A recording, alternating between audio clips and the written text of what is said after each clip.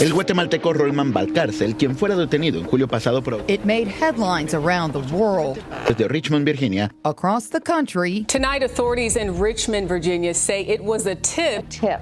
Thwarted a planned mass shooting at Dogwood Dell's July 4th celebration. 2 days after a gunman killed 7 people and injured 48 others at a 4th of July parade outside Chicago, where a subject who I am referring to as a hero citizen picked up the phone. Then Richmond Police Chief Gerald Smith announces his officers had prevented the same fate at Richmond's Dogwood Dell Independence Day celebration, with the arrests of non-U.S. citizens Julio Alvarado Dubon and Rolman Alberto Balcarcel Ac. I'm innocent of everything the police accuse me of and what they say about me, because there are lies about me and of Julio. These are things that never, ever in our lives have crossed our minds to do something like this, for which we have simply tried to be here in the United States, working hard and without harming anyone. Balcarcel has waited 5 months to say those words. He's talking exclusively to CBS 6 in an attempt to fully clear his name and character, which he says was destroyed last summer when a coworker, whom he considered a friend, called in a tip to police accusing him and his brother's father-in-law of planning a mass shooting. The only thing I would ask him is why he did it. I have never liked weapons, and then this, well, it's the accusation they made against me. Well, I feel that it was something serious. It was a great damage that they did to my life, and I feel like my life will not be the same.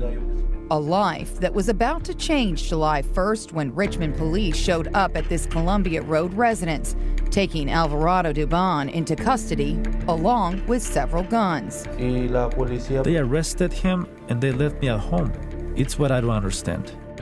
But 4 days later, they'd arrest Balcarcel at work in Charlottesville. Both their names and faces would be shown in living rooms across the globe. A resident called in a tip saying that there were 2 individuals who were plotting a mass shooting on the 4th of July. The officers who actually took in multiple guns instead of counting multiple bodies.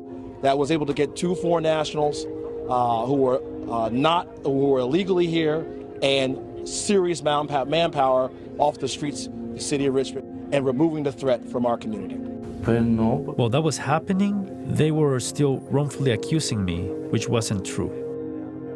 Like his fellow inmates at the Richmond jail who told Balcarcel they had family members who attended the 4th of July festivities at the Dell. Well, they just beat me and they left me there, and well, there were several of them and I couldn't defend myself.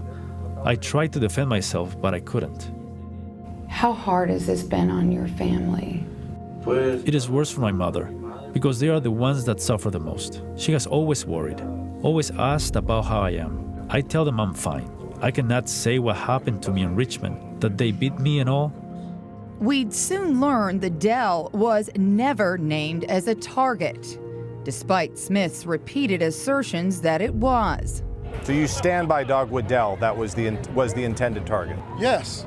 Let me make sure I'm clear about that, okay? Have I not said that before and said that now? And there was no evidence to charge either man with anything related to a mass shooting. Does the Commonwealth have information that either of these individuals were involved in something that could potentially have affected Dogwood Dell on the 4th of July, where I've advised you that my children were present, because I need to know that before I can determine whether or not I can hear anything else on this matter.